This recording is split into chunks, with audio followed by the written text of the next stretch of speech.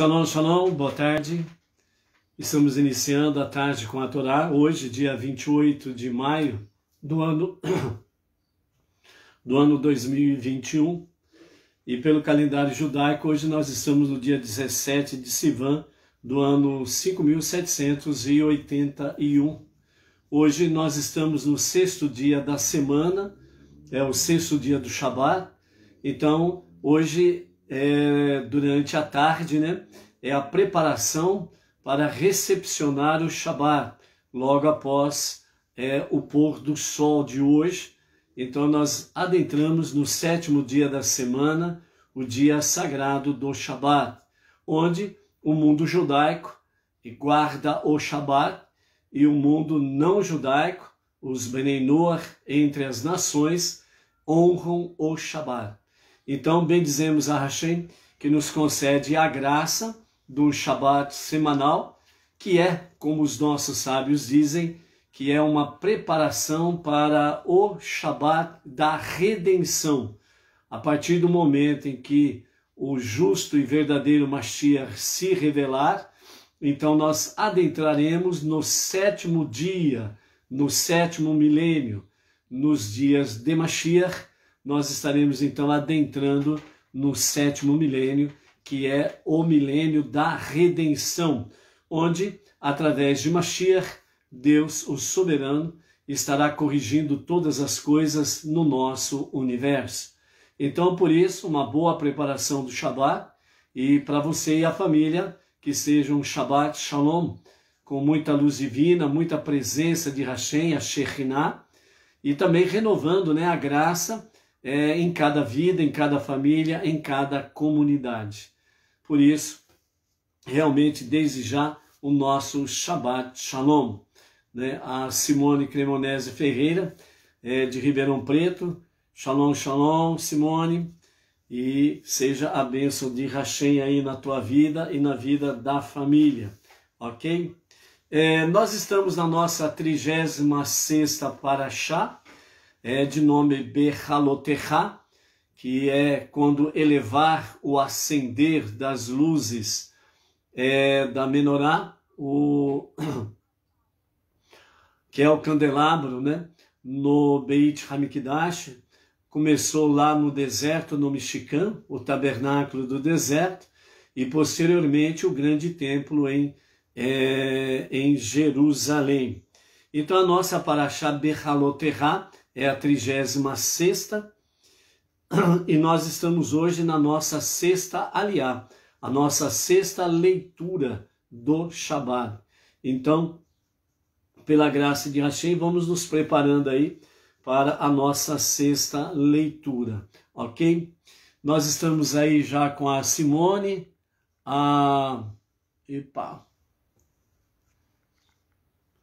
Estamos aí com a Simone já conectada, a Edina Silva de Bauru, o Luiz Ribeiro lá de Itaquera, Grande São Paulo, a Leocádia Pereira, se não me engano, acho que é de Colombo, Paraná.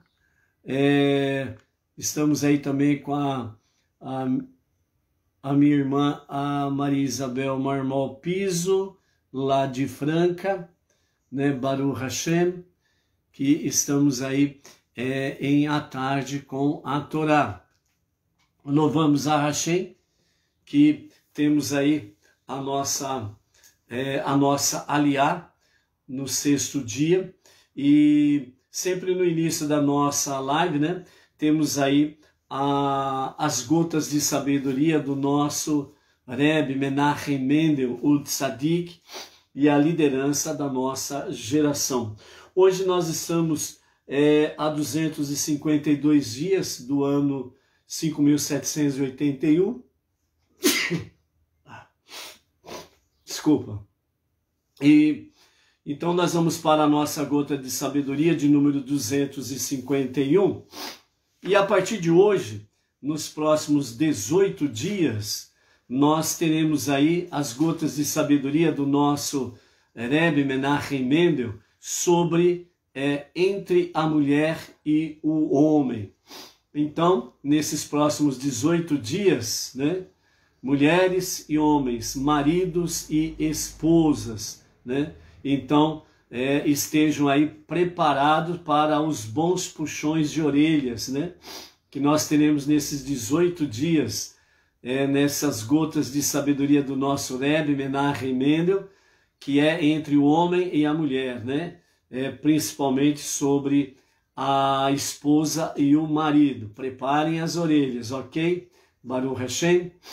A minha irmã Isabel Marmol Piso, né?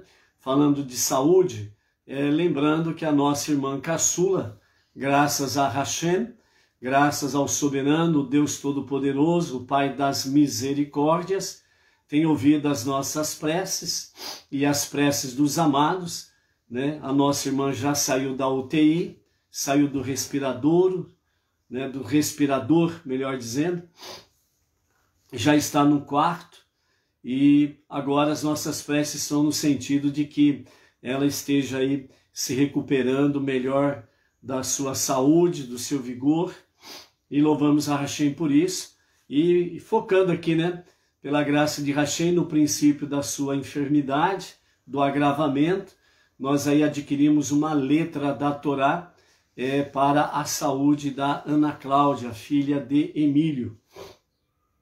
E graças a Hashem, isso tem colaborado e muito para a recuperação dela. Baruch Hashem por isso, né? Vamos continuar nas nossas preces e dessa forma vamos estar aí confiando na plena recuperação dela.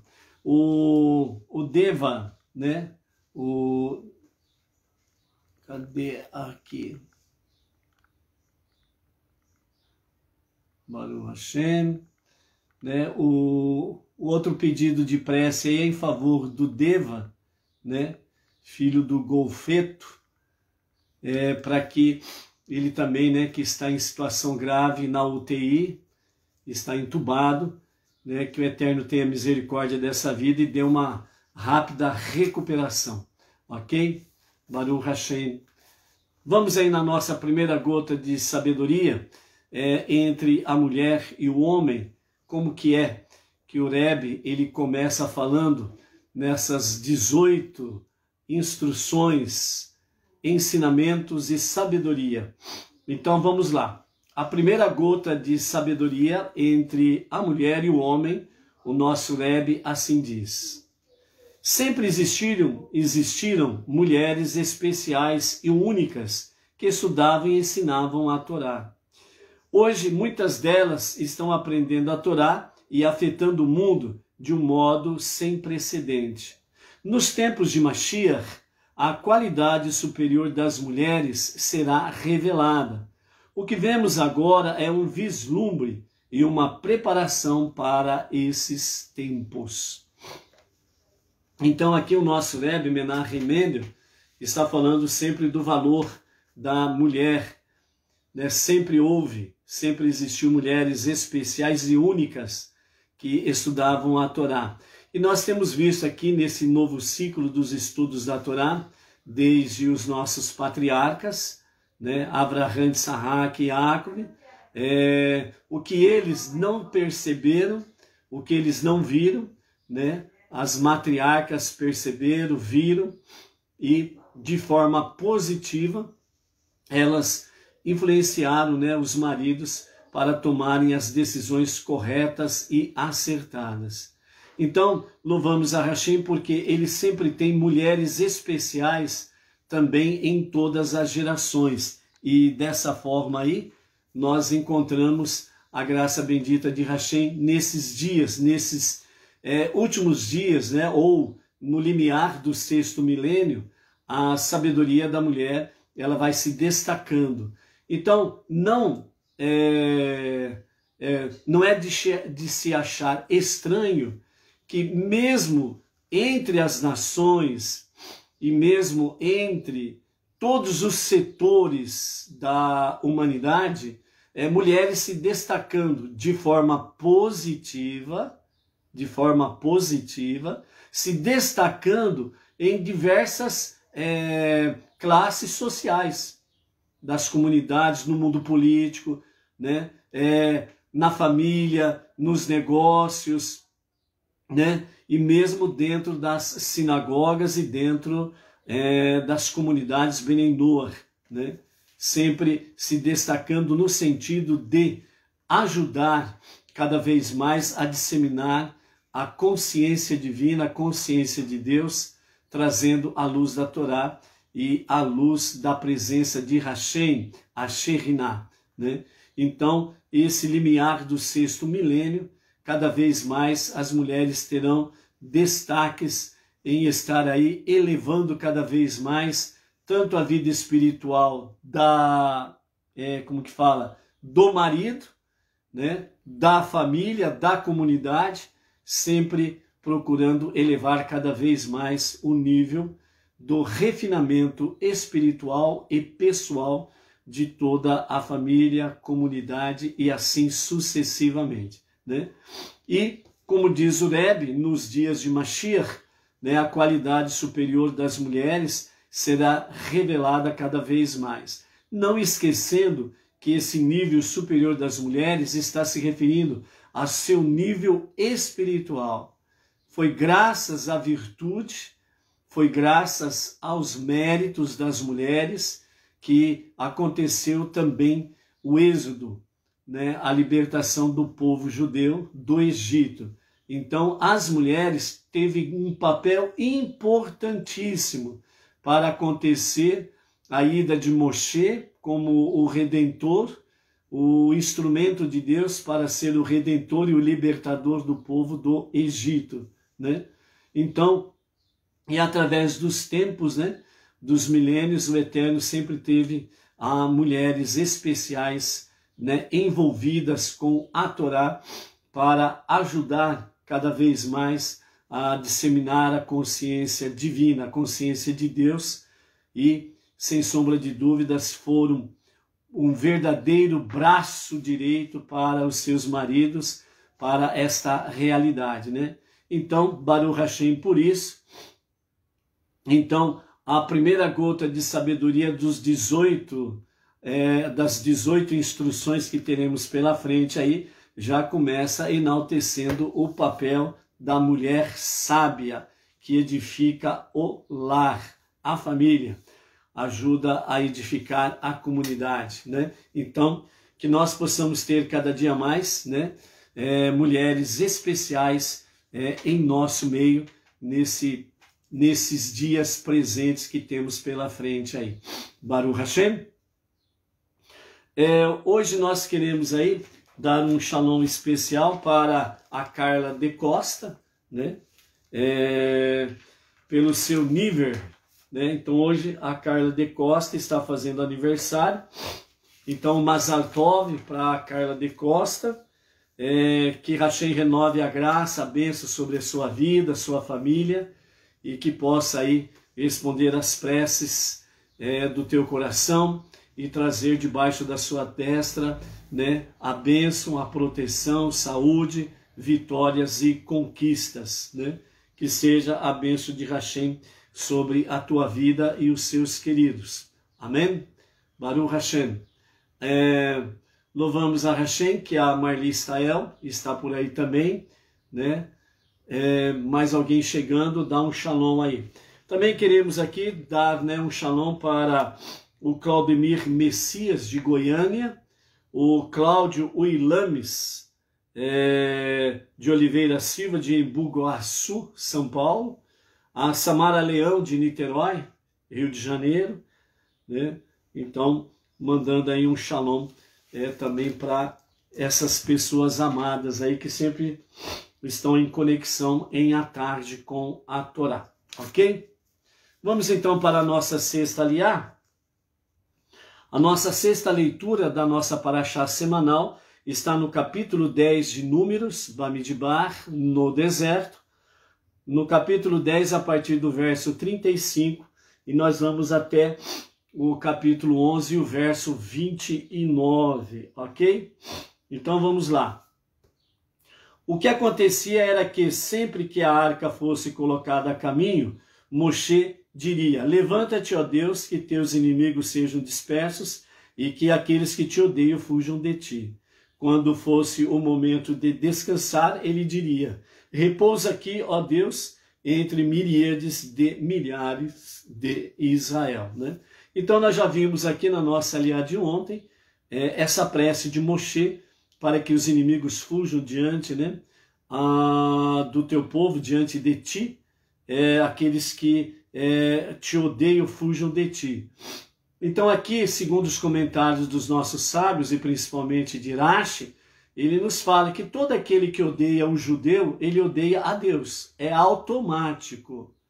Porque o povo judeu é o filho primogênito de Deus, o povo judeu é a menina dos olhos de Deus, e esse é o casamento que foi feito no Monte Sinai, na outorga da Torá, quando Deus entregou, né, as 2 tábuas, conhecidas como os 10 mandamentos, né, a Aseret Hadibrot, que significa literalmente as 10 palavras ou os 10 ditos, né? Enquanto as 70 nações rejeitaram a Torá, rejeitaram a palavra divina, e dessa forma o povo judeu não recusou, aceitou. Então ali foi feito então o casamento, e nesse sentido a Torá, os 5 primeiros livros da Bíblia, é o contrato desse casamento. Então dentro desse sentido, nessa visão aí, então a noiva, a esposa de Deus, é o povo de Israel, ponto final. Isso daí ninguém muda, jamais. Por quê? Porque Deus não é homem e nem filho do homem. Portanto, Deus ele não se incorporou em uma criatura humana. Deus ele não se incorporou em nenhum ser humano, em nenhuma forma humana. É impossível isso, né? Deus ele é a fonte inesgotável de luz. E a luz ela não tem forma. Esta energia não tem forma. Então é impossível Deus se materializar em forma humana. E muito menos filho do homem. Ou seja, Deus não nasceu. Ele é o que ele é, né? Por isso, ele nos fala de forma bem clara, lá em Deuteronômio, capítulo 4 e verso 19, que no céu e na terra não há Deus como o nosso Deus. E como nos fala essa mesma passagem, né, de Deuteronômio, capítulo 4, verso 19, onde Deus ele fala de forma bem clara: não há outro Deus. Ponto final. Certo? Então, qualquer divindade que se apresentem por aí, qualquer Deus que apresentem por aí, não é Deus. O que os 5 primeiros livros da Bíblia fala que há um só Deus nos céus e na terra, ponto. E ainda confirma: e não há nenhum outro Deus fora de mim, ponto. Acabou. Não adianta conversar. Não adianta ficar querendo bater numa tecla, né? Não tem como defender, né, aquilo que não é. Então, né, Deus, o soberano, o criador, aquele que é um e único, ele é indivisível, ele é incorpóreo, ou seja, indivisível. Por quê? Porque ele não é 2 e nem 3. Nele não há dualidade nem trindade. Ele é Errad, o único Deus e o único Salvador. Fora dele não há Deus e nem Salvador. Ele é incorpóreo. O que significa incorpóreo? Deus jamais se incorporou em uma forma humana. Ele é incorpóreo. Simplesmente isso. É o que a Torá ensina, é o que os 5 primeiros livros da Bíblia ensinam. Fora isso daí, amados, é tudo blá blá blá de homens. Simplesmente isso daí. São homens criando religiões, homens criando deuses e que não leva absolutamente a nada. Ponto final. Então, esta é o que Moshe está dizendo. E de forma bem patente, bem presente e bem contundente, certo? O povo que representa esse Deus é o povo judeu. Então, por isso, aquele que odeia o povo judeu, ele odeia a Deus automaticamente. Por isso, Deus falou a Abraão: eu abençoarei os que te abençoarem e amaldiçoarei os que te amaldiçoarem. Ou seja, todos aqueles que abençoam o povo judeu, é abençoado. Todo aquele que amaldiçoa o povo judeu é amaldiçoado. Por isso, Salmos, né, que todo mundo gosta de Salmos. Gosto muito de dizer, né, orai pela paz de Jerusalém, terão paz aqueles que te amam. Todo mundo gosta de falar isso daí. Mas esse orar pela paz de Jerusalém é orar pela paz do povo judeu. Que o povo judeu tenha paz para poder servir a Deus, e aqueles que têm abraçado a fé monoteísta com fundamento judaico possam somar com os judeus para adorar a Deus.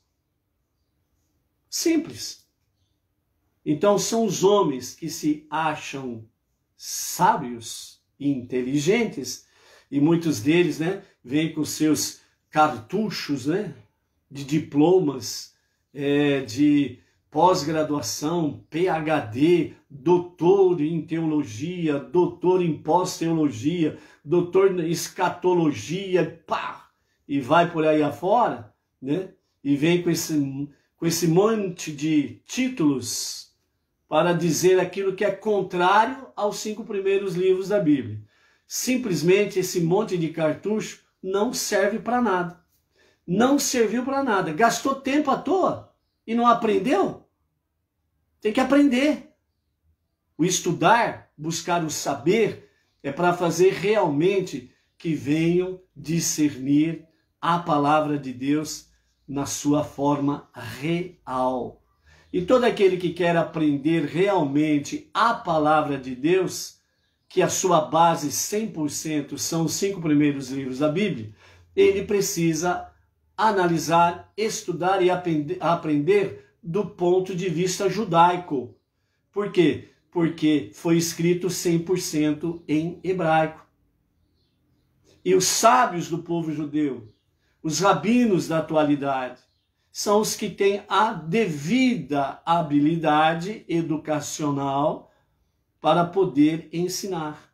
Então, se você quer aprender corretamente, some-se conosco, para podermos juntos estarmos aí ombro a ombro com os judeus, servindo a Hashem. Então, a prece de Moshe, quando era para levantar o acampamento, era nesse sentido, para que os inimigos fujam da tua presença, ó Deus, né?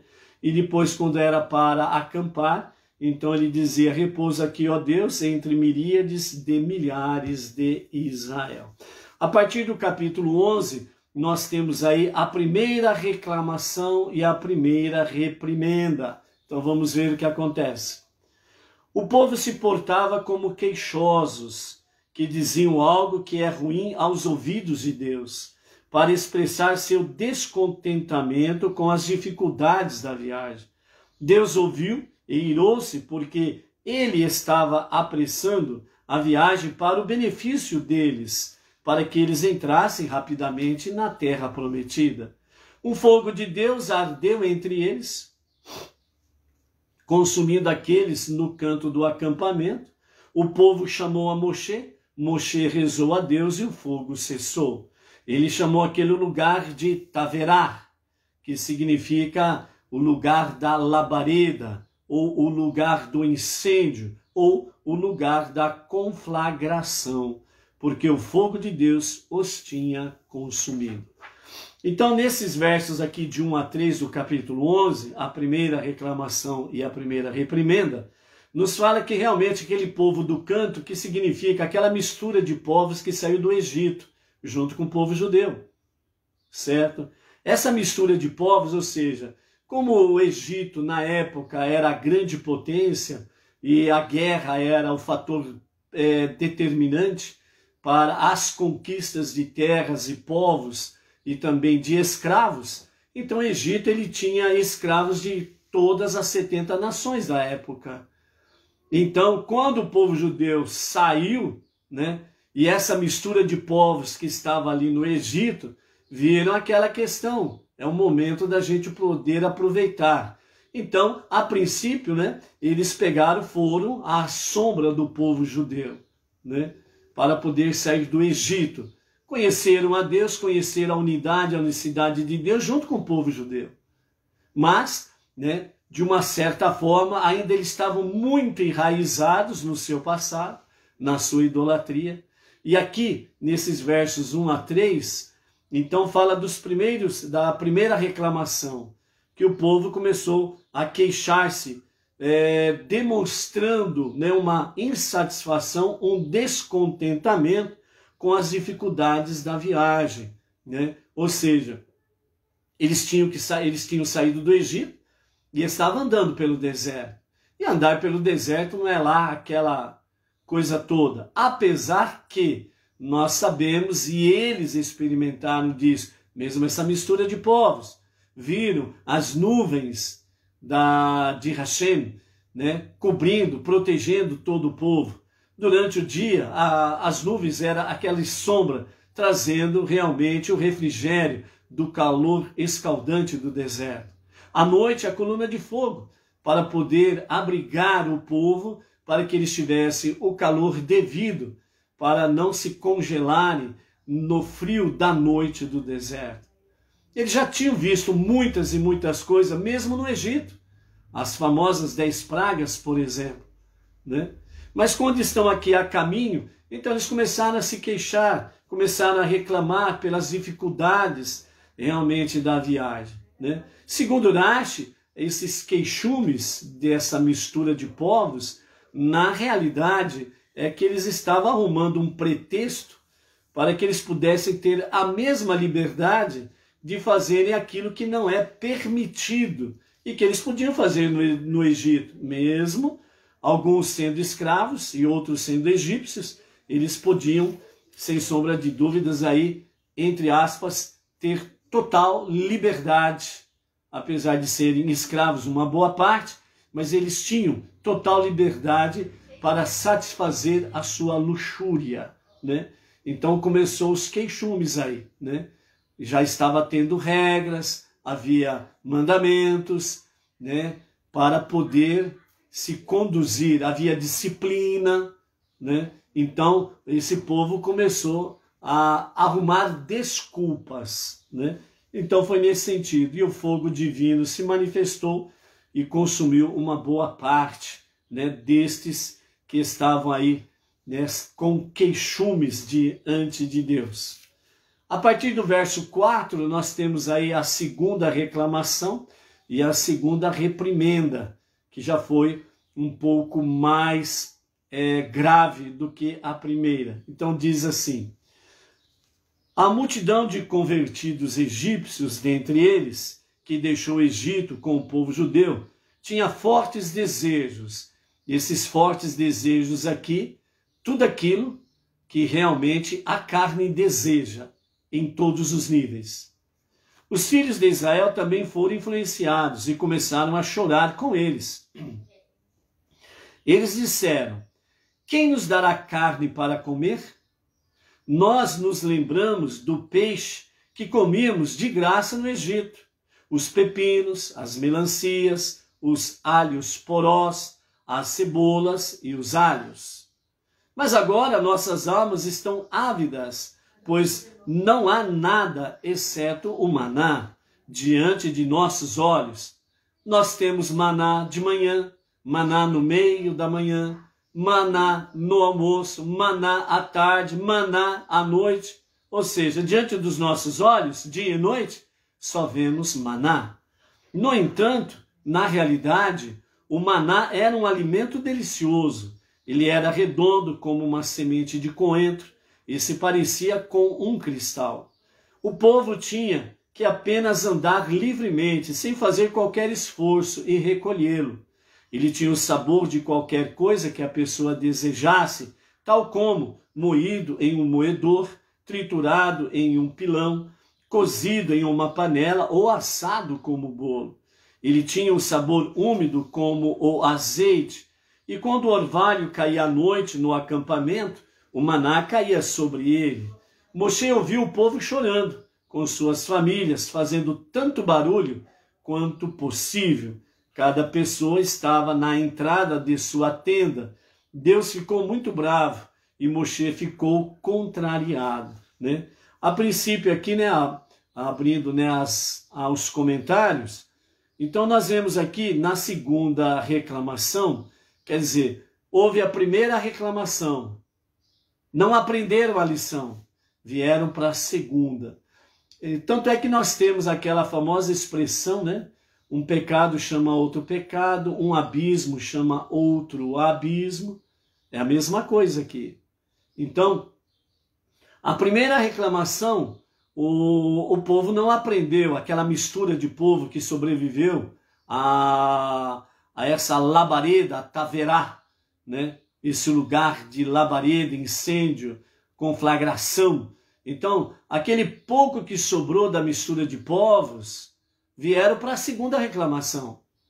E aí começaram novamente a fazer as suas reclamações, movidos por fortes desejos carnais, certo? Em todos os seus níveis, baixo, né? Todos os seus níveis baixos. E dessa forma eles conseguiram influenciar uma boa parte do povo israelita, que também, junto com eles, essa mistura de povos, começaram também a chorar, a se lamuriar, né? E o choro e a lamúria era tanta que realmente trouxe grande perturbação e grande barulho no acampamento. Então eles começaram, essa mistura de povo, começou com as reclamações, influenciou uma boa parte dos israelitas, que somaram-se nestas reclamações que diziam: quem nos dará carne para comer? Eles estavam desejosos de comer carne, né? Nós nos lembramos dos peixes que nós tínhamos de graça lá no Egito. Eles tinham peixes de graça no Egito. Olha a cabeça. Eles eram escravos no Egito. O que era de graça? O comer peixe? Não era de graça. Eles estavam pagando com a própria vida, a escravidão. Então vejam bem, amados, como que quando uma pessoa ela entra no campo da tolice, o que mais falta é inteligência. Não tem inteligência. Simplesmente faz o quê? Tolices. Olham para a luz e enxergam trevas. Olham para a pedra e enxergam a madeira. Olha para a madeira e enxerga a pedra. Olha para um rio caudaloso e enxerga deserto. Ou seja, tudo que é de bom, eles não olham com bons olhos, olham sempre com olhos negativos. E como que poderiam realmente dizer aqui que tinham peixes de graça, se eles estavam pagando com a própria vida? Também disseram, os pepinos, as melancias, os alhos porosos, as cebolas e os alhos, nós tínhamos tudo isso de graça. Aonde havia de graça nisso? Eles estavam pagando com a própria vida, a escravidão. E continuaram dizendo e reclamando, né? Agora as nossas almas estão ávidas, não há nada exceto a maná. Então, segundo os nossos sábios, e a própria Torá fala, a maná, além de ter uma aparência deliciosa, né? Uma aparência atrativa, a maná, ela tinha o sabor que a pessoa desejasse, certo? Então, se a pessoa ela queria comer carne, era só ela pensar em carne e aquilo que ela comia, o maná que ela comia, ele sentia exatamente o gosto da carne. Simples. A maná, ela não tinha o sabor dos pepinos, melancias, os alhos porós, as cebolas e os alhos, porque, segundo os sábios, dizem que para a mulher que estava grávida e que estava amamentando, não seria propício a isto, a gestação e a alimentação dos filhos, porque elas amamentavam no peito. Então, o maná, ele não tinha esses sabores. E justamente porque ele não tinha esses sabores, então, essa mistura de povos reclamando, juntamente com uma boa parcela dos israelitas, eles pegaram exatamente nesse escopo, porque não tinha esses sabores, porque era prejudicial para a mulher grávida e que estava amamentando. Mas qualquer outro sabor, o maná tinha. Era só a pessoa pensar, era só a pessoa desejar. E outra coisa, carne. Eles tinham criações de tudo quanto é tipo de gados. Era só pegar um boi, era só pegar um carneiro e pronto, podiam, não é verdade? Então, na realidade, segundo os comentários de Irache, tudo isso daqui foi desculpas que eles deram, porque eles preferiam a liberdade do Egito. A pergunta é, qual é a liberdade que eles se referiam? Qual é o de graça que nós tínhamos no Egito? Os desejos desenfreados da carne. Essa mistura de povos tinha isso. Eles podiam fazer o que bem entendesse com seus desejos. E eles estavam trazendo aqui esta influência para uma boa parte dos israelitas, de voltarem para o Egito, de terem as liberdades carnais, porque o Egito, tudo que não presta de idolatria e de tudo aquilo que não presta de promiscuidade, no Egito tinha. Para isso, a liberdade era total. Quem quisesse idolatrar, seja o que fosse, o Deus que quisesse, com exceção do Deus de Israel, que eram as duras penas que se adoravam. E para as práticas permissivas da vontade humana, do desejo carnal, a liberdade era total, podia fazer o que quisesse. Então era esta a reclamação dessa mistura de povo, segundo os nossos sábios. Então eles jogaram a culpa em quem? No maná. Nós só temos maná. É maná de manhã, no almoço, à tarde, de noite, é só maná, só maná.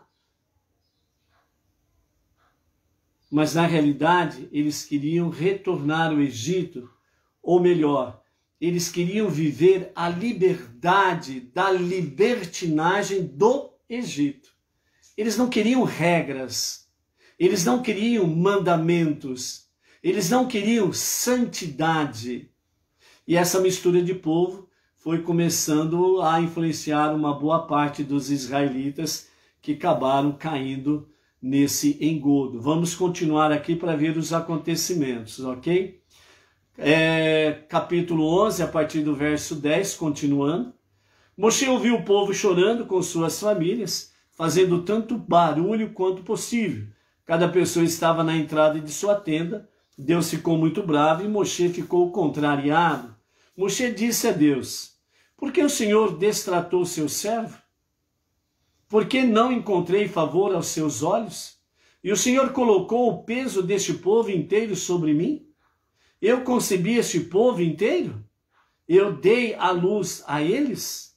Então, por que o Senhor me disse: abrace-os como uma ama seca carrega um bebê, e guie-os à terra que o Senhor prometeu aos seus antepassados?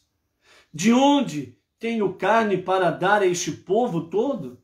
Pois eles estão chorando para mim, dizendo: dê-nos carne para comer. Eu não posso carregar este povo todo sozinho, pois é muito pesado para mim. Eu não posso carregar este povo todo sozinho, pois é muito pesado para mim, disse Moshe.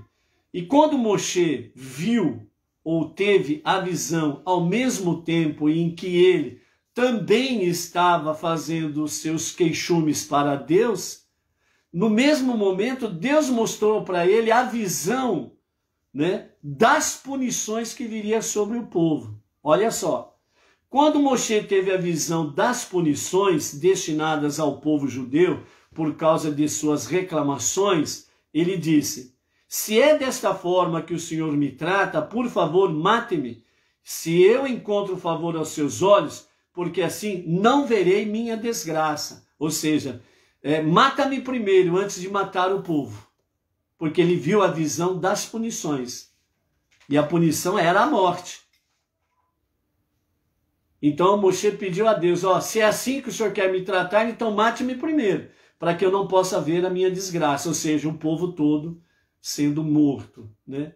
Então Deus disse a Moshe: quanto à sua queixa de que você não pode carregar o povo sozinho, reúna para mim 70 homens dentre os anciãos, aqueles que você sabe serem os homens mais velhos do povo e os dirigentes do Egito. Convença-os a vir para a tenda da reunião e faça-os ficar lá junto com você. Eu virei e falarei com você ali. Eu ampliarei o Espírito que está sobre você e colocarei um pouco dele sobre eles, sem diminuir o que você tem. Então eles carregarão o peso do povo com você, de modo que você não tenha que suportá-lo sozinho. Você dirá ao povo: preparem-se para a punição amanhã, quando vocês comerem carne, porque vocês choraram nos ouvidos de Deus, dizendo: quem nos dará carne para comer? Nós estávamos melhor no Egito. Deus dará carne a vocês, e vocês a comerão. Vocês não a comerão um dia, ou 2 dias, nem 5 dias, nem 10 ou 20 dias, mas vocês comerão por 1 mês inteiro, até que ela saia pelos seus narizes e deixe vocês enjoados, pois vocês desprezaram a Deus, que está entre vocês, e vocês choraram diante de Deus, dizendo: por que nós saímos do Egito? Então aqui, abrindo os comentários, então nós temos aqui, né, essa queixa de Moshe para com Deus, pede a própria morte para não ver a morte do povo, reclama que não pode levar o povo sozinho. Então Deus vem e diz: ó, separe 70 varões dentre o povo, aqueles mais velhos, de boa índole, e farei com que eles recebam certa porção da tua ruach, sem diminuir a porção que há em ti. E eles, junto contigo, carregarão esse povo em direção à terra prometida. Certo? Moshe prepara tudo isso para fazer e acontecer. Já em seguida, Deus também avisa Moshe: ó, diga ao povo para que eles se preparem amanhã, porque amanhã eles terão a punição deles. E a punição deles é porque vocês pediram carne, então vocês terão carne. E essa carne vocês não comerão por 1, 2, 5, 10 ou 20 dias, mas vocês comerão o mês inteiro, até sair pelas ventas. Lembra daquele ditado antigo que as mães falavam para os filhos quando eram gulões? Vai comer até sair pelas ventas? Né? Então aqui está dizendo, vocês vão comer o mês inteiro até que saia pelos seus narizes, pelas suas ventas, e deixe vocês enjoado, entojado, com ânsia de vômito e vômitos, pois vocês desprezaram a Deus que está entre vocês, e vocês choraram diante de Deus, porque vocês disseram: por que nós saímos do Egito? Nesse momento aqui, segundo os comentários, né, dos nossos sábios, eles falam que realmente aqui o povo, ao desprezar o maná, eles estavam desprezando a Deus. Porque o maná era um milagre que estava acontecendo diariamente no deserto. E quem fazia o milagre? Era o próprio Deus. E o milagre de Deus também é uma forma de presente de Deus. É uma forma de demonstração de amor de Deus pelos seus. E eles desprezaram isso. Eles caíram na blasfêmia de querer dizer que as coisas do Egito eram mais preciosas do que o maná. O pão que veio do céu, o maná. Então esse alimento chamado o maná, ele tinha o sabor que a pessoa quisesse. Era outro milagre que Deus fazia em favor do povo. E quando eles falam, choram, porque saímos do Egito, eles estavam dizendo, por que que nós perdemos a nossa total liberdade para poder dar margem à nossa carnalidade? O desejo da carne que eles estavam relatando aqui era o desejo da carnalidade, de satisfazer os desejos da carne, os desejos fortes da carne. Então eles começaram a arrumar desculpas. E essa mistura de povo influenciou uma boa parte dos judeus. E isso trouxe realmente uma tristeza para o coração de Deus, na linguagem nossa, para nós entendermos isso. Então Deus disse a Moshe, prepare o povo, porque amanhã eles terão a carne, junto com ela a punição. E aí, então nós vemos aí a partir do versículo 21. Moshe disse, esse é um povo de 600.000 pessoas, que é aqueles da faixa de 20 a 60 anos contados. 60.000 pessoas a pé, dentre os quais eu estou. E você está dizendo, eu darei carne a eles por um mês inteiro? Haverá carneiros e gados suficientes para serem abatidos para eles? Se todos os peixes do mar fossem recolhidos para eles, isto lhes bastaria? Deus disse a Moshe, a mão de Deus é curta? Você verá se a minha palavra será cumprida ou não. Nesse sentido aqui, os nossos sábios, Arashi principalmente, ele comenta que aqui nessa parte, Moshe, ele cometeu uma blasfêmia. Porque ele colocou em dúvida o poder de Deus. Então, quando Deus diz a ele, a mão de Deus é curta, ele estava respondendo a essa expressão de Moshe. E segundo os sábios falam que Moshe, ele cometeu uma blasfêmia. E ele não foi punido por isso. E por que ele não foi punido por essa blasfêmia? Porque Deus viu que o objetivo dele não era de colocar em dúvida o poder de Deus. Segundo os sábios falam que Moshe ele teve a visão das punições que viria sobre o povo por causa disso. Então aqui o que Moshe estava dizendo era que, na realidade, que Deus não desse resposta ao povo. Que ele não desse carne para o povo. Que esse era o objetivo realmente de Deus, no sentido de não blasfemar diretamente com referência a Deus. Mas era, na realidade, um pedido para Deus que não desse realmente, respostas, né, para o povo, que desse carne para eles. Que ficasse realmente o quê? Que o povo ficasse em silêncio, sem a resposta. E que através de Moshe, então Deus respondesse ao povo, que eles precisariam ter mais temor a Deus.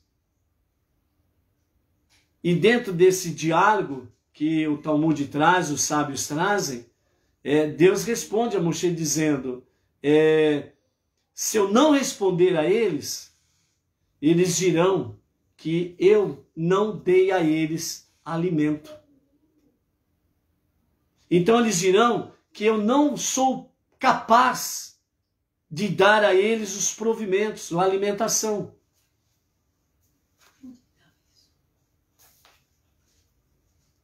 É importante que a confiança em Deus seja de fato real.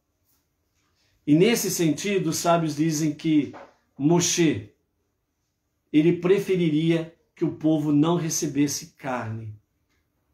Mas Deus disse, se eu não responder, eles dirão que eu não sou capaz de responder aos seus pedidos. Então Deus deu a resposta para eles. Vamos continuar. E ao mesmo tempo, né, Deus está respondendo a Moshe, né, a mão de Deus é curta, você verá que a minha palavra será cumprida.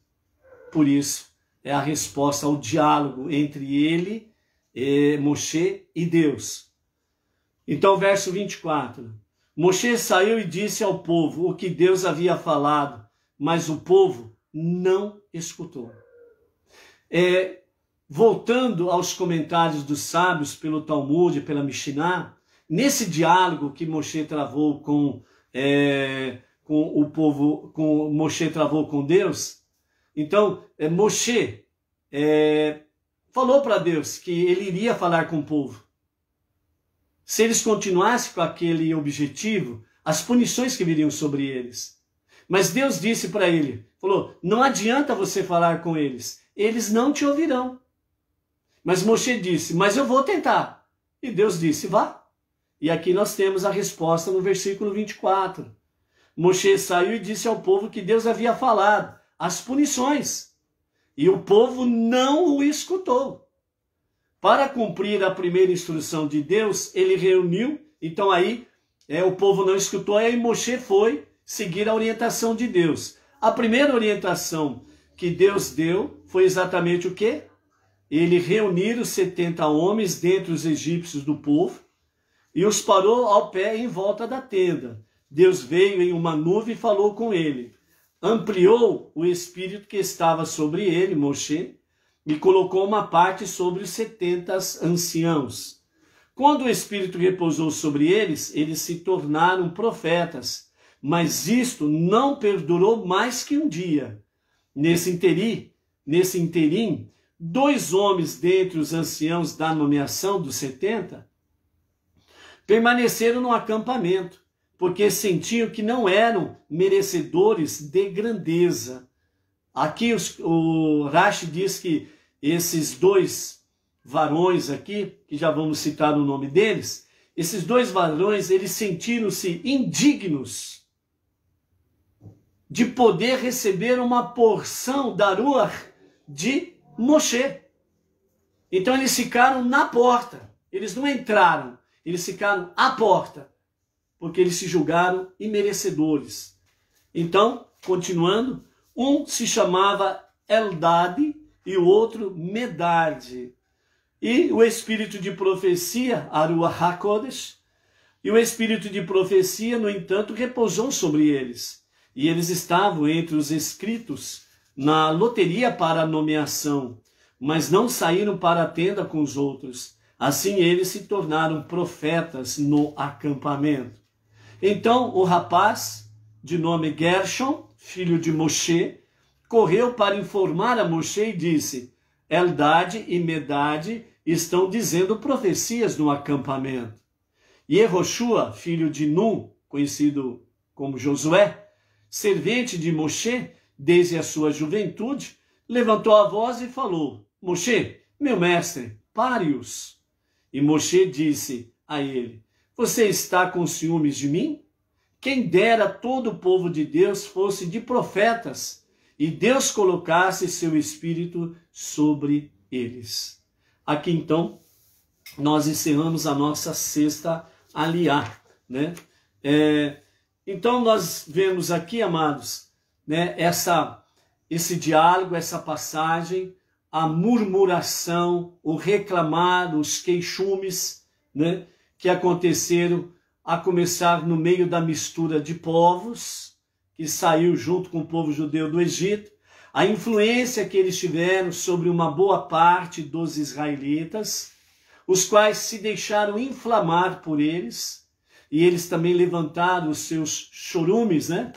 Os seus mimimi, né? Os seus queixumes inválidos, inapropriados diante de Deus. E dessa forma, nós aprendemos aqui uma questão muito importante que nós precisamos meditar, refletir antes de elevarmos a Deus os nossos queixumes. Quando o povo aqui se deixou influenciar de forma negativa pela mistura de povos, fazendo as suas queixas, as suas reclamações, requerendo carne do Egito, que é na realidade a carnalidade do Egito. Quando eles se deixam influenciar, a primeira notícia na realidade era sobre a carne de comer. Mas por detrás disto, o que a mistura de povos tinha era a carnalidade, os desejos fortes da carne, para satisfazer as paixões desenfreadas da carne, seja como se diz, seja pelo atributo, não, pela péssima qualidade dos gulosos, melhor dizendo, a péssima qualidade dos glutões e gulosos, também como os desejos desenfreados da carnalidade no campo sexual. Então era isso que estava por detrás das reclamações dessa mistura de povos. E como eles começaram com essa mistura? Cadê a nossa carne assada? Onde está o nosso churrasco? Nós não vamos mais ter no churrasco? Lá no Egito nós tínhamos peixes, nós tínhamos lá aquelas iguarias lá que eles falaram, né? Que eram exatamente o que? Os pepinos, as melancias, os alhos porós, as cebolas e os alhos. Falaram da carne, cadê o churrasco? Depois falaram das saladas, vamos assim dizer, não é verdade?